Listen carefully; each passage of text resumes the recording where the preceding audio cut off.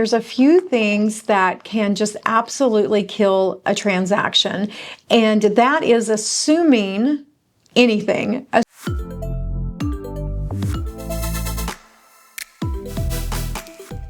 Welcome to today's episode where we are going to discuss how to real estate. Okay guys, whether you're a buyer, a seller, or a realtor, I go through this in all of my videos over and over again, assuming that something stays with the property.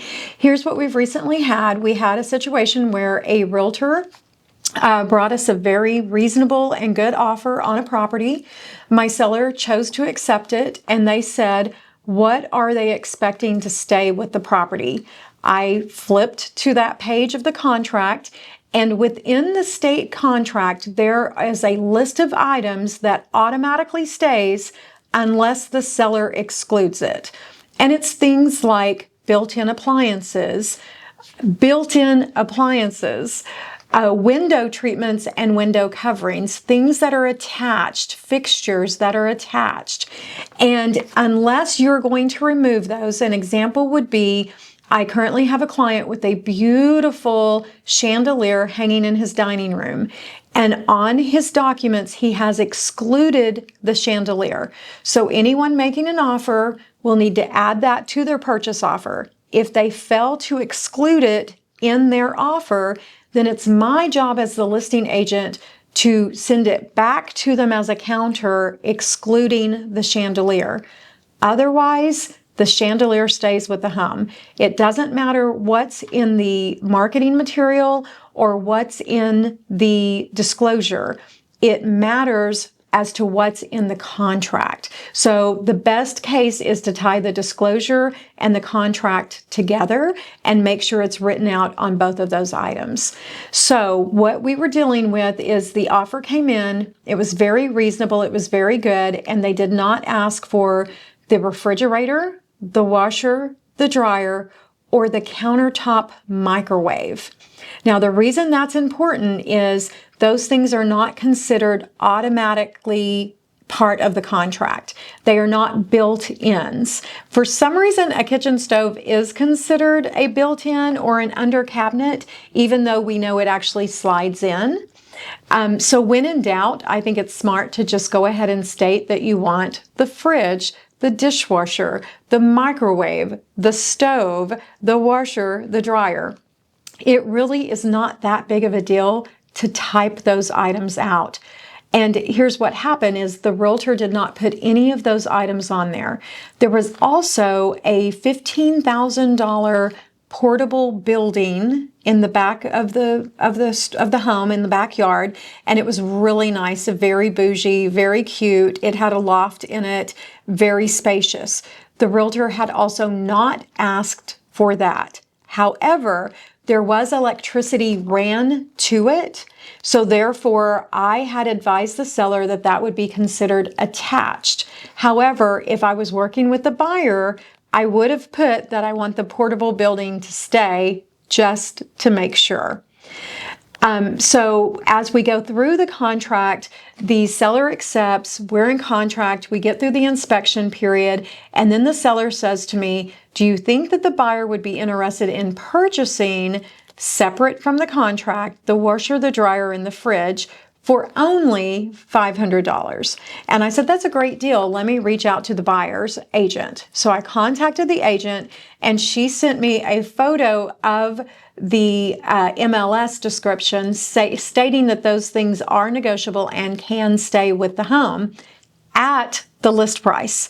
She sends me a photo, circles it, and says these things were already included. And I said, no, those things were included at the list price. You guys didn't pay the list price, and even if you had of, you're supposed to put it into the contract.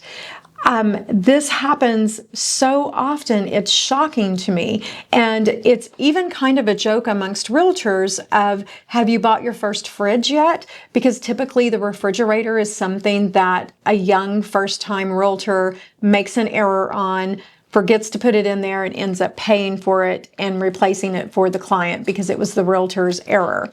Not always. Sometimes the buyer makes assumptions also, but it is a good rule of thumb, whether you're the buyer, the seller, or the realtor, to have the conversation. Do you want the appliances? Are we asking the seller to leave those appliances? The portable building. I actually personally, about 15 years ago, rolled up to the home the day before closing, and they were hauling the portable building away, and I was working with the buyer. I had failed to ask for the portable building to stay. Now, I was very, very lucky and was able to get that worked out. Otherwise, it could have been a complete disaster. So regardless of what the item is, if it's not on page 2 at the top of the state Oklahoma contract, everyone's contracts are going to be slightly different. You need to read those items and you need to know what stays and what doesn't. And when in doubt, go ahead and put it in that you want it to stay.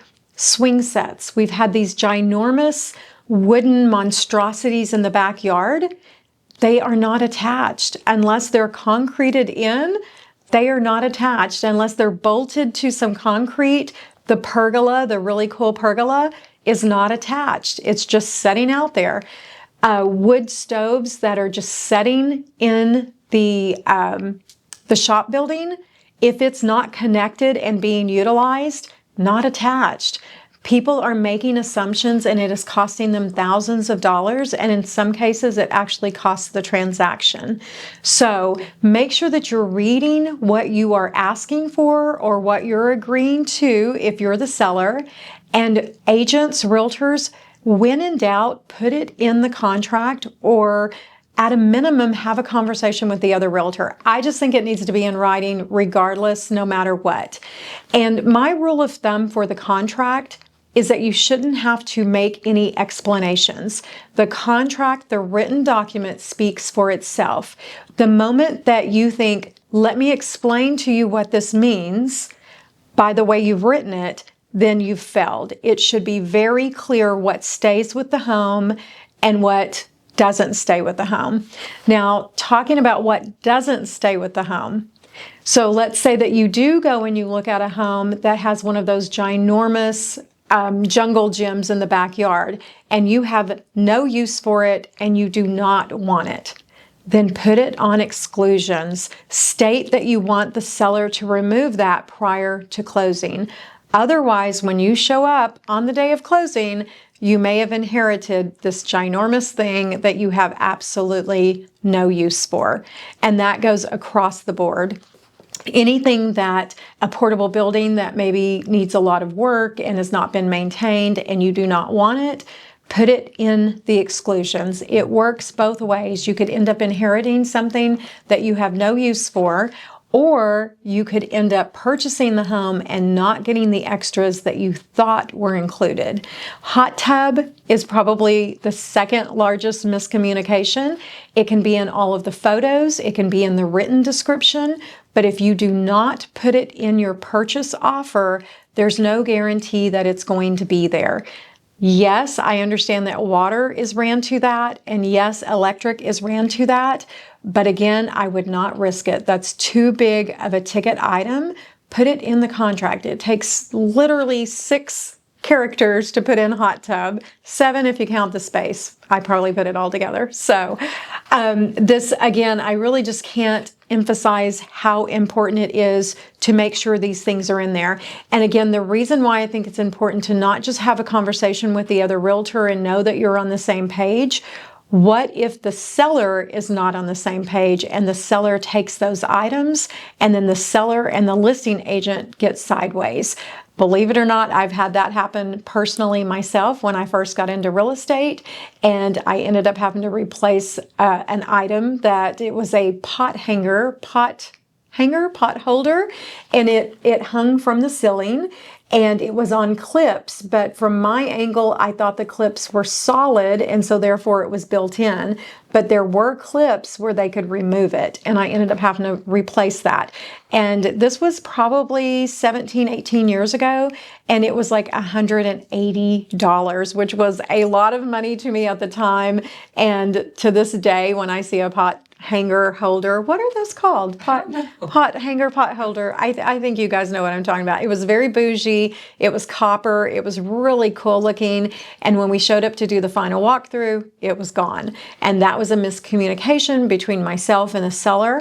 I contacted the seller and said, hey, you took that by mistake. You need to return it. And they said, no, we're not returning it. That was never part of it. It was not permanently attached. There were clips on it.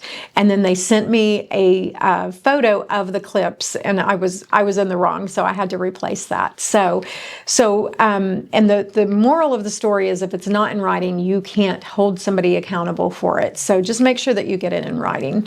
So this is kind of one of my rants that I do, but it's so important because this is 2025. It's still happening on a day-to-day basis. Make sure that you put it in the contract. It's the only way to be sure. Okay, guys, please like, follow, and share, and keep those questions coming.